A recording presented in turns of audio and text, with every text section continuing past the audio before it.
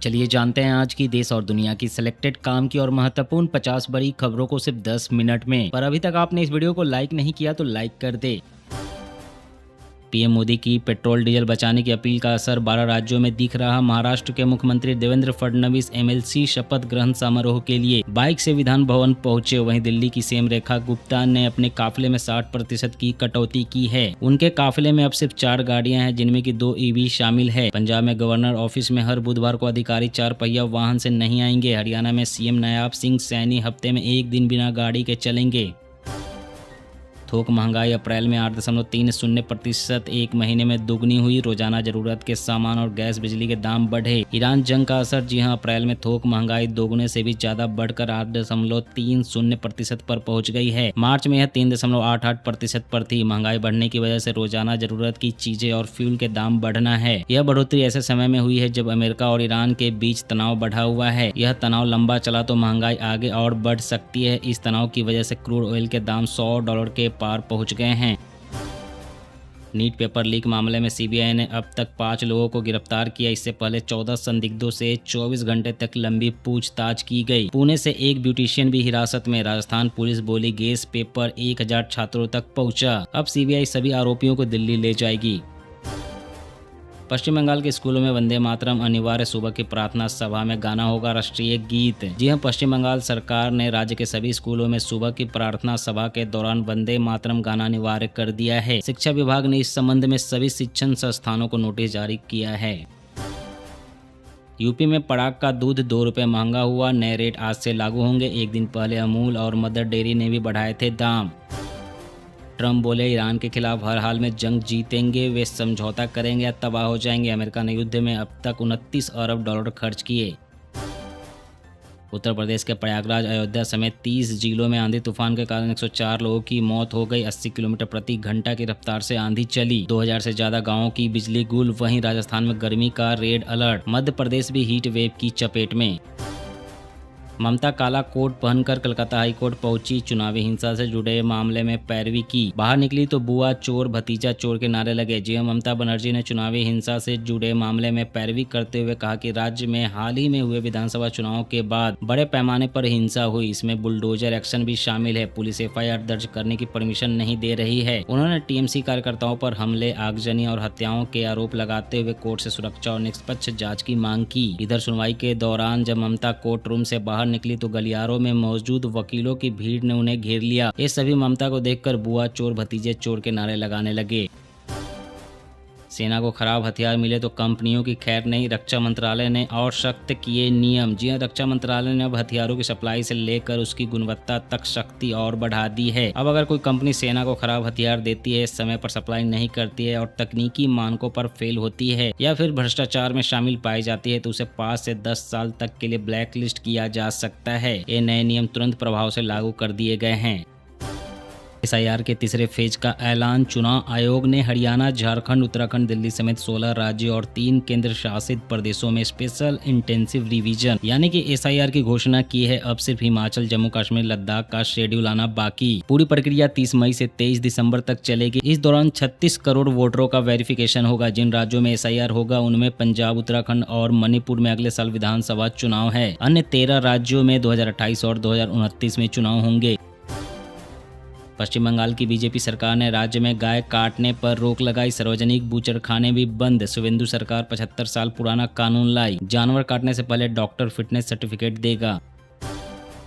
Delhi high court की justice स्वर्ण कांता ने शराब नीति केस छोड़ा। बोली केजरीवाल समेत आप नेताओं पर अवमानना कार्यवाही करूंगी। सोशल मीडिया पर मुझे निशाना बनाया। कर्नाटक सरकार ने स्कूल और कॉलेजों में हिजाब बैन का आदेश लिया वापस। 2022 में रोक लगी थी। नए आदेश के तहत स्टूडेंट्स को हिजाब के अलावा कलावा, रुद्राक्ष और जनेऊ की भी अनुमति दी गई है, बशर्ते ये स्कूल के अनुशासन और नियमों के तहत हो। प्लेटिनम पर आयात शुल्क दोगुना हुआ। डीजल हाइब्रिड कारों के दाम 18,000 रुपए तक बढ़ सकते हैं। ऑटो कंपनियां बढ़ी लागत का बोझ सीधे ग्राहकों पर डाल सकती है। इससे कि मिड साइज डीजल एसयूवी के दाम 12,000 और स्ट्रॉन्ग हाइब्रिड कारों की कीमतें 18,000 तक बढ़ सकती है। एंट्री लेवल पेट्रोल कारें भी 4,000 तक महंगी हो सकती है।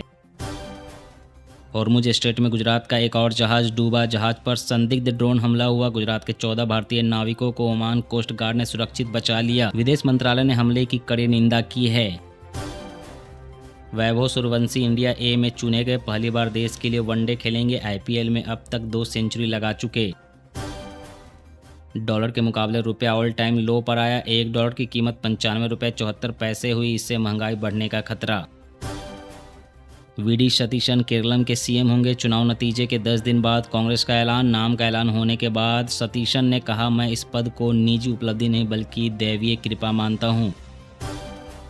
हफ्ते में 2 दिन वर्क फ्रॉम होम, 6 महीने तक नई गाड़ियों की खरीद पर रोक। दिल्ली में बदला दफ्तरों का टाइम। जी हां, प्रधानमंत्री मोदी की अपील पर दिल्ली सरकार ने मेरा भारत मेरा योगदान स्कीम लॉन्च की है। मुख्यमंत्री रेखा गुप्ता ने ईंधन बचत के लिए सरकारी दफ्तरों में हफ्ते में 2 दिन वर्क फ्रॉम होम का आदेश दिया है और निजी कंपनियों से भी इसे लागू करने की अपील की है।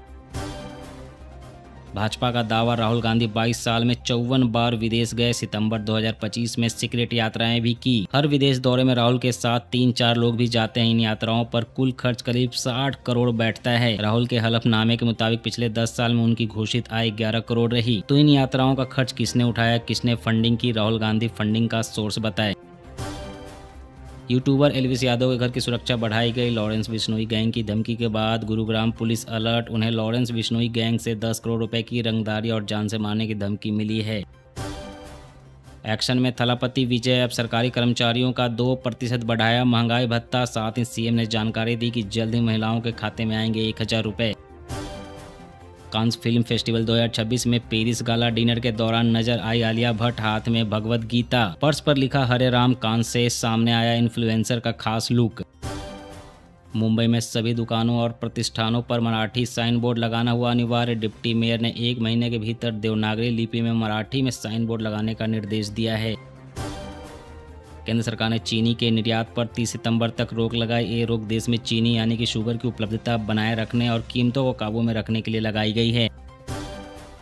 नीट का पेपर ऑनलाइन के साथ ऑफलाइन भी बिका था। एक स्टूडेंट से 5 से 15 लाख लिए थे। परीक्षा के आखिरी घंटों तक पेपर बेचा गया। यूसीसी लागू होने के बाद देश का पहला हलाला का मामला सामने आया। रुड़की में पति समेत 8 पर दर्ज हुई एफआईआर। दिल्ली लाल किला ब्लास्ट मामले में 7500 पेज की चार्जशीट पेश। 10 आरोपियों पर आतंकी नेटवर्क चलाने का आरोप। 8 आतंकियों में 5 डॉक्टर। शुभेंदु अधिकारी के पीए चंद्रनाथ रथ हत्याकांड में बड़ा खुलासा। हत्या के लिए 70 लाख की सुपारी दी गई और सिग्नल ऐप के जरिए लोकेशन साझा हुई थी। हत्याकांड की पूरी प्लानिंग करीब 1 महीने पहले रची गई थी। चंद्रनाथ रथ के मध्यम ग्राम के घर के पास से ही उनकी लोकेशन और फोटो शेयर की गई थी। गिरफ्तार तीनों आरोपियों को सिग्नल ऐप पर चंद्रनाथ रथ की फोटो और हत्या का ऑर्डर दिया गया था। हार के बाद बिखराव की राह पर टीएमसी, कई विधायकों ने पार्टी नेतृत्व के खिलाफ खोला मोर्चा। जी हां, ममता सरकार के 15 वर्षों के शासन के अंत के बाद तृणमूल कांग्रेस में बगावत के स्वर दिन व दिन तेज होते जा रहे हैं। पार्टी प्रवक्ता व पार्षदों के बाद अब कई विधायकों ने बागी तेवर अपना लिए हैं। जम्मू कश्मीर में वीआईपी कल्चर पर लगाम। एलजी मंत्रियों ने घटाए काफिले। सिन्हा बोले, संकट में सबकी भागीदारी जरूरी। बंगाल में अब खुले में नहीं दी जा सकेगी कुर्बानी। बकरीद से पहले सरकार ने जारी किए सख्त नियम। जी हां, बंगाल में अब खुले में कुर्बानी नहीं दी जा सकेगी। बकरीद से पहले सरकार ने नई गाइडलाइंस जारी की है। नियमों का उल्लंघन करने पर 6 महीने तक की जेल, 1000 रुपये तक का जुर्माना या फिर दोनों हो सकता है। यूपी में आंधी तूफान से 111 लोगों की मौत। सीएम योगी ने 24 घंटे के अंदर मुआवजा जारी करने के दिए निर्देश। आज की इस वीडियो में बस इतना ही। हर रोज देश दुनिया की तमाम बड़ी खबरें जानने के लिए आप हमेशा हमारे साथ जुड़े रहें। चैनल को सब्सक्राइब करें, वीडियो को लाइक करें। जय हिंद, जय भारत।